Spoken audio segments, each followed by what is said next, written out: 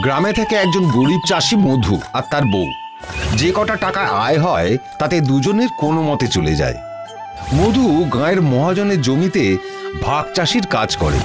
মধু যেমন বোকা, মহাজন তেমনই চালাক ও ধূর্ত। এই জন্যে সব সময় মধুর বউ মধুকে নিয়ে চিন্তিত।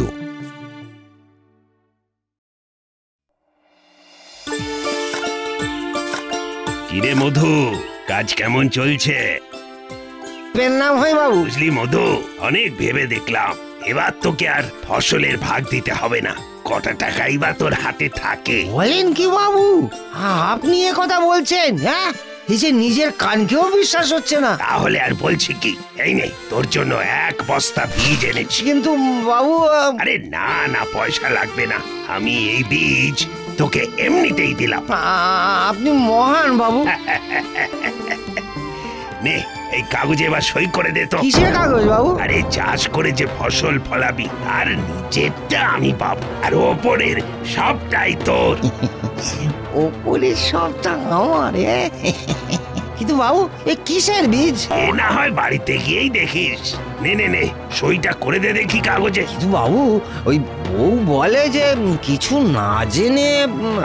আমার অত সময় নেই, সই করতে হলে কর, না হলে চললাম। তোর মতো হাজারটা চাষি এই সুযোগটা একেবারে লুফে নেবে। যাকে ফসলের ওপরের অংশ তো আমি পাবো, এ কি চারটিখানি কথা? না, সেটা করে দি। দেন তো বাবু, দেন।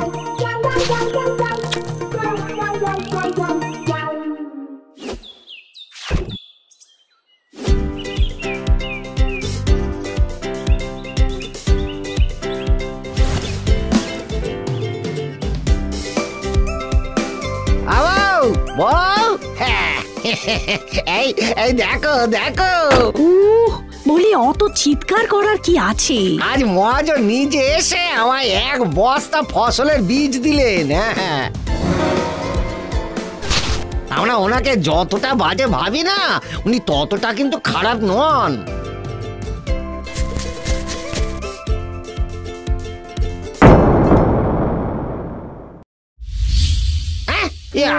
আমায় ঠকিয়ে দিল গো, এটা আলুর বীজ। তো তাতে হয়েছেটা কি শুনি? আরে সর্বনাশ গো, সর্বনাশ। ওই মহাজন এসে একটা কাগজে সই করিয়ে নিয়ে গেছে। সেখানে লেখা আছে ওপরেরটা আমি পাবো আর নিচের অংশটা মহাজন। হাই হাই রে, high high high high high high. আমি জানতাম এমনই একটা ভুল তুমি করে আসবে। তোমার মতো হদ্দবোকা জীবনে আর একটাও দেখিনি আমি। আমি কি ভুল করলাম বলো দেখি? উনি তো বললেন না জেনেই সইটা করে দিতে। তবে আর কি, এবার আঙুল চুষো। দেখতে দেখতে 4 মাস কেটে যায়। রোদে পুড়ে জলে ভিজে মধু ফসল ফলায়। মহাজনের জমিতে আলু হয়। সেই আলু নিতে মহাজন হাজির। কিরে মধু, তোর বোধ হয় এইবার ভাগে কিছু পড়েনি। তুই বরং এই আগাছাগুলোই নিয়ে যা, কেমন? বাড়িতে মশা হলে পুড়িয়ে ধোঁয়া দিস। আমি এই ঝুড়ি ভর্তি আলুগুলো নিয়ে যাই। জমি আজ কিন্নির হাতের আলুর দম খাওয়া যাবে, কি বলিস?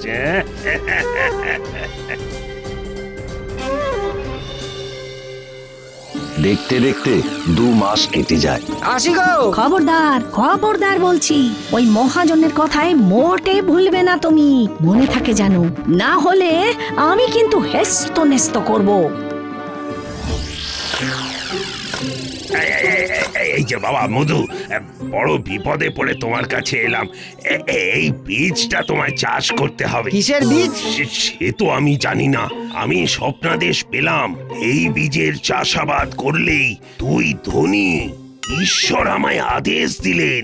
আপনি আমায় ঠকিয়ে দিয়েছেন বাবু। বেশ, তাহলে বল তুই কি চাস? ওই আগের বার উপরের ভাগ নিয়ে বড্ড ঠকে গিয়েছিলাম। এইবারে ফসলের নিচের ভাগ আমি নেব আর ওপরের ভাগ আপনি। ঠিক আছে ঠিক আছে, এইখানে কাগজটা একটা টিপসই দিয়ে দে। তাহলে ওই কথাই রইল, আমার উপরের ভাগ আর তোর পুরো নিচেরটা, কেমন? মধু বাড়ি ফিরে আসে বীজের বস্তা নিয়ে, আর আসতেই আরে দেখো দেখো বউ দেখো, হ্যাঁ আজ আর ভুল করিনি। হ্যাঁ, ওই ওপরের ভাগ মহাজনের আর নিচেটা আমার। হ্যাঁ, দেখি দেখি দেখি কি আছে দেখি। হায় হায় হায় হায় বউ, হায় হায় হায় হায়, এবার কি করি? এই যে আখ, আর এই আখ যে ওপরে হয়, তার মানে মহাজন আবার আমাকে বোকা বানালো। হায় রে, হায় হায় হায় হায় হায়। তোমার মতো এমন বোকাকে পেয়ে মহাজন মাথায় টুপি পরাচ্ছে। তোমার মাথাটা পাথরের মতো নিরেট, বুঝলে? আমার মাথায় একটা বুদ্ধি এসেছে। কি কেমন লাগলো?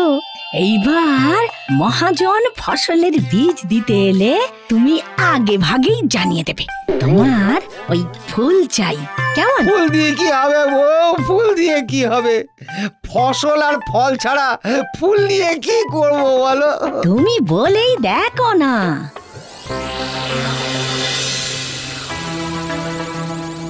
এর ঠিক দুদিন পর বাড়ি আছো মধু? ও মধু, বাড়ি আছো? বাড়িতেই আছিস দেখছি। আসলে এত সস্তায় একটা ফলের বীজ পেয়ে গেলাম, তাই জমিতে চাষ করাতে নিয়ে এলাম আর কি। বীজটা নাও, আর মনে আছে তো? আগে বীজটা আমি নিতে পারি, তবে আপনার জমি খারাপ হয়ে গেছে, এবারে ওই চাষের সময় লাগবে।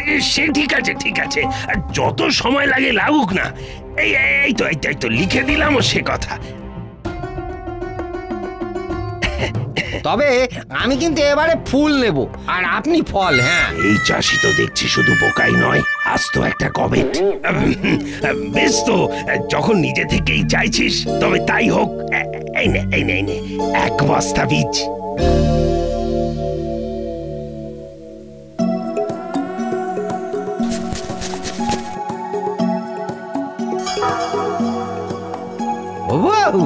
এ কি হলো রে? এই যে তরমুজের বীজ, হ্যাঁ, তরমুজের যে ফুল হয় না, মহাজন আবার ঠকিয়ে দিল রে। তাতে কি? বলি মহাজন যে বীজ দিয়েছে সেই বীজেই চাষ করতে হবে, এর কি কোনো মানে আছে? হ্যাঁ, তার মানে আমি দেব চাষের বীজ, তুমি সেটা দিয়েই চাষ করবে। এটা যে ঠিক, আগে চাষ করো, তারপর দেখবো। ও যে কি বলছে কে জানে। দেখতে দেখতে মধুর ক্ষেতে বিভিন্ন ধরনের গোলাপ গাছ ভরে গেল। তারপর একদিন মহাজন এলো চাষ দেখতে।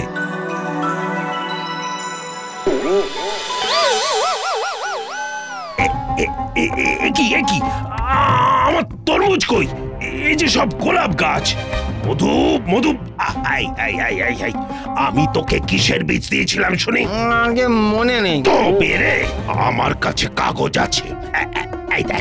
এই দেখ বাবু, আপনি শুধুই রাগ করছেন। আপনি বীজ দিয়েছিলেন, কিন্তু কিসের বীজ সেটা তো লেখা ছিল না কাগজে। দেখাবো নাকি গ্রামের লোকেদের?